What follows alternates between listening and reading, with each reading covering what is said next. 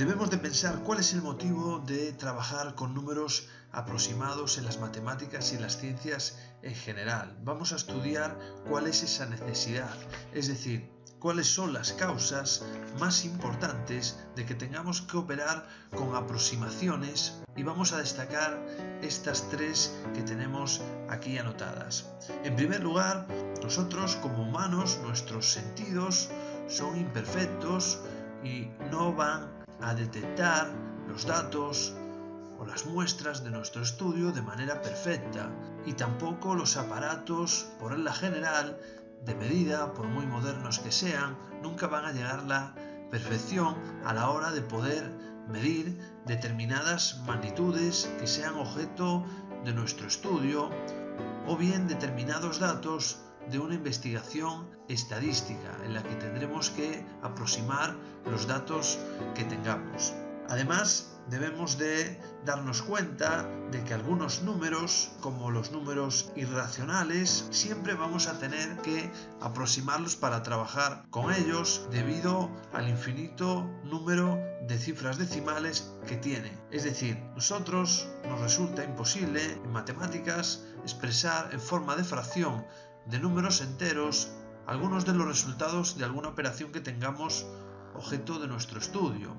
Solo se pueden expresar en forma de fracción de números enteros los números racionales, que expresados en su forma irreducible serían m partido de n, siendo m el numerador de la fracción y n el denominador, tal que el máximo común divisor de m y n es igual a 1. Veamos de qué estamos hablando. Si nosotros consideramos una fracción muy sencilla, como puede ser 3 medios, nosotros sabemos que esto tiene un resultado exacto que es 1,5, con el que podemos trabajar sin ningún tipo de problema.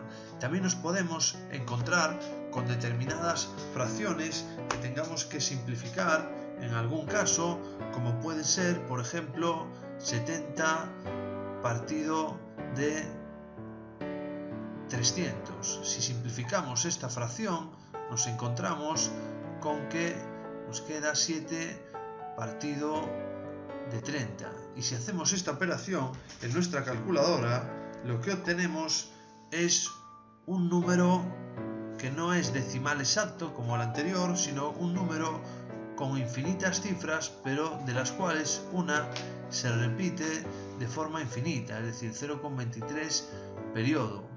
Con lo cual, lo que nos quedaría es 0,23, y sabemos, según nuestra simbología, que esto es un número periódico mixto, puesto que en su parte decimal solo se repite el número 3.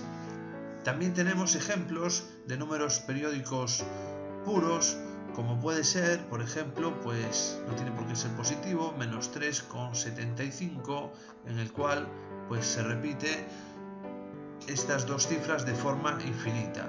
Pero también se puede poner en forma de fracción, como nosotros sabemos, no tendremos más que hacer 375, restarle la parte entera y dividirlo entre tantos 9 como tenga el periodo. Si cogemos ahora nuestra calculadora, entonces obtendremos que efectivamente este número es menos 372 partido de 99, efectivamente es el número menos 3,75 periodo.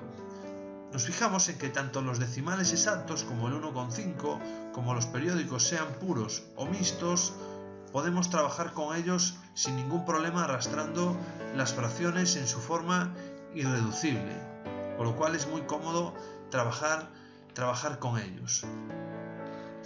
Pero si nos encontramos con números que no se pueden expresar en forma de fracción, es muy complejo trabajar con ellos, como los siguientes que vamos a valorar más adelante: el número pi, raíces inexactas, el número áureo, que veremos en su momento, el número e. Todos ellos son números irracionales que tendremos que redondear según el número de cifras significativas que queramos tener en nuestra aproximación, o según la exactitud que queramos alcanzar en nuestro estudio. Como decíamos, podemos tener raíces inexactas como raíz de 2, que tiene infinitas cifras decimales. Si lo hacemos en nuestra calculadora, raíz de 2 pues es 1,414 y podríamos seguir así hasta el infinito. Al igual que pi es 3,141592 y podríamos decir, como estoy comentando, muchísimos números irracionales, los cuales son muy incómodos de trabajar con ellos y siempre tendremos que aproximar. Incluso nuestra calculadora aproxima también con un determinado número de cifras decimales significativas. Por otro lado, cuando los números exactos de los que estamos hablando tienen demasiadas cifras y nuestro problema, su naturaleza, no requiere tanta exactitud, entonces lo lógico es que redondeemos también, así que trabajaremos también con números aproximados. Si nosotros medimos distancias, por ejemplo, en el espacio, entonces tenemos que tener en cuenta que no es tan necesaria esa exactitud a la hora de medir distancias dependiendo del problema que estemos considerando en ese momento.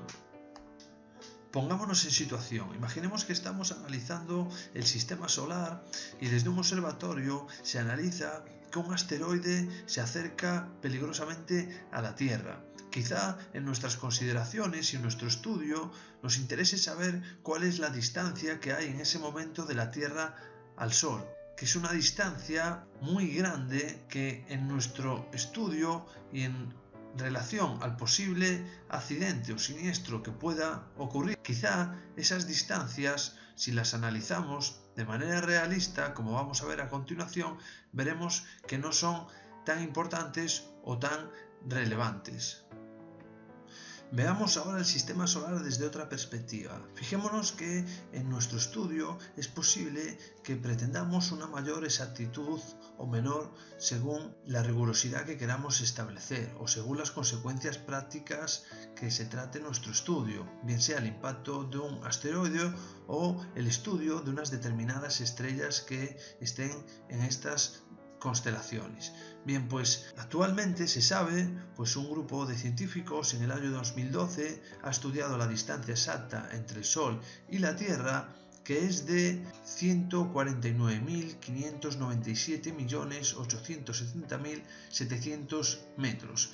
Pero esa distancia exacta que nosotros queremos representar, muchas veces, como decimos, nos interesa más tomarla, por ejemplo, en kilómetros, y aproximarla por una medida que se usa mucho, es 149,6 millones de kilómetros, con una sola cifra en su parte decimal. O si queremos simplemente tener una aproximación, 150 millones de kilómetros. Esta aproximación, con respecto a la cifra de inicio, si nosotros nos vamos a la Tierra y consideramos todo ese valor que llamaremos error absoluto, la diferencia entre el valor real y el aproximado, es lo suficientemente grande para darnos cuenta de que estamos cometiendo un error muy grande. Pero si ya nos vamos al sistema solar, quizá la distancia que estamos considerando, ese error es lo suficientemente pequeño como para considerarlo despreciable en nuestro